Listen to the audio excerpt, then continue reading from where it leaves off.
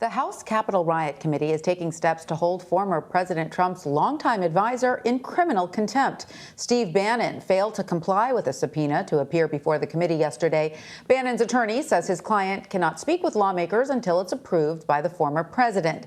Next week, the largely Democratic panel will hold a vote deciding whether or not Bannon will be formally charged. It comes as former President Trump continues to perpetuate the falsehood that the 2020 presidential election was rigged. It was not. Earlier this week, Mr. Trump released a statement saying Republicans will abstain from the 2022 midterms and the 2024 presidential election if the alleged 2020 election fraud is not solved, calling it, quote, the single most important thing for Republicans to do. The former president's continued defiance of his defeat has triggered concerns in Washington, while also fueling the frustrations of millions of his supporters across the country. Following the election, nearly 20 states filed lawsuits to overturn the election results, and since then, roughly the same number have enacted tougher new voting restrictions, making it more difficult for disenfranchised voters to cast their ballots. And according to a recent Politico conversation with elections expert Rick Hasen, he believes 2020 was just the tip of the iceberg, saying American democracy is in the midst of a waking nightmare and Democrats aren't taking it seriously enough.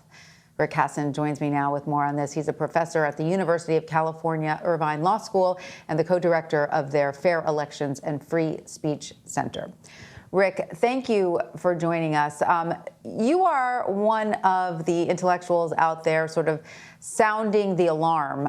In your opinion, what's the biggest threat facing democracy today? So the biggest threat is something that I never expected to worry about in the United States, which is the risk of election subversion. And what I mean by that is the risk that votes will not be fairly counted or recognized in 2024, and the loser of the election could potentially be declared the winner. That's something that's different than voter suppression, which we've all heard about. This is about who counts the votes and how the votes are actually accepted by Congress. So what systems do you believe need to be put in place now to, number one, stop that from happening, and number two, to rebuild trust in the election system?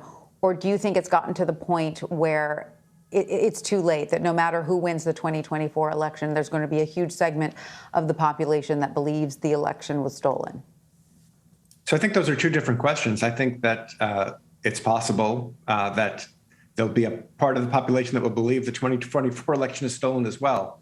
But I do think that there is stuff that can be done to prevent the actual manipulation of election results. So, for example, Congress could pass a law that would clarify the rules for how Congress counts the Electoral College votes. You may remember that one of Trump's lawyers, John Eastman, improperly suggested that Vice President Pence could simply declare Trump the winner even when he was the loser.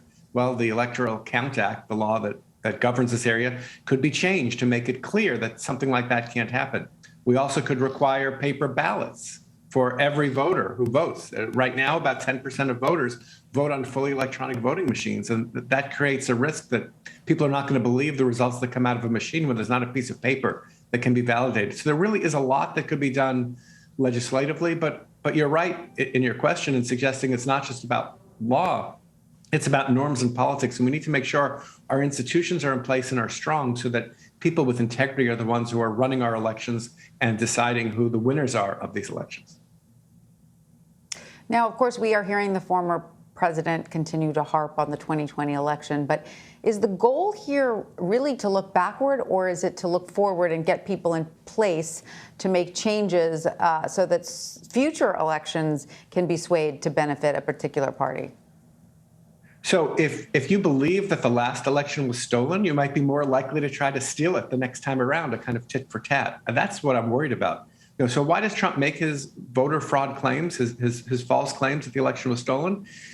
In one way, it assuages his ego by explaining why he lost the election. And another way, it helps to delegitimize the Biden presidency by saying that he's not the legitimate president.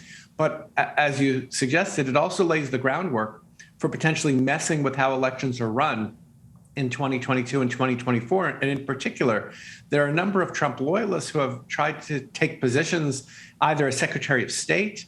We have a congressman running in Georgia who has parroted President Trump's big lie. You have poll workers who are Trump supporters who are coming in. Lots of election workers are leaving the job because they've faced threats and they've faced harassment. So I'm really worried that the people who showed integrity in 2020 and stood up to Trump's attempts to subvert the election outcomes will be replaced by those who have not the loyalty of the election system as their primary place that they're looking, but instead loyalty to President Trump personally.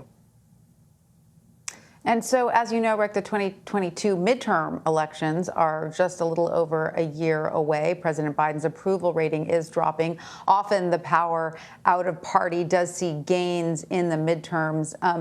What do you believe a GOP takeover of the House or Senate might mean for future elections? And also, do you think some of the dynamic that we've just been discussing could come to play in the midterm elections?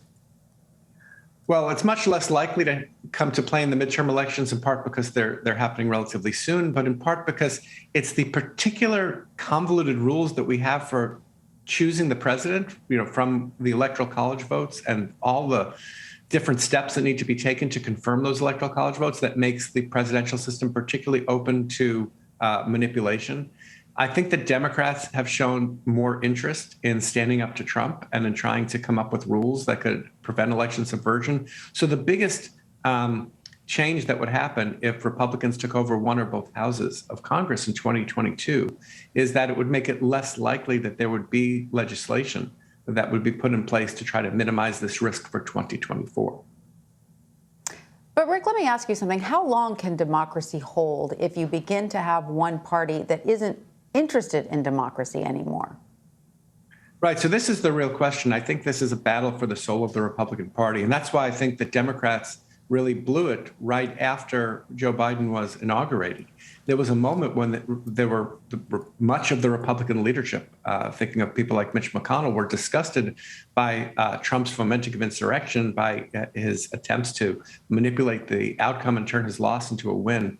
And that would have been a moment for some bipartisan work to assure that we don't have the possibility of subversion in the future. And so I'm hoping that there are responsible Republicans who remain in the party, who are willing to stand up to Trump and who will work with Democrats to put in place rules that will make free and fair elections continue to be something that the United States can continue to be proud of. Rick Hasen, thank you so much for joining us. As always, we appreciate your insight. My pleasure.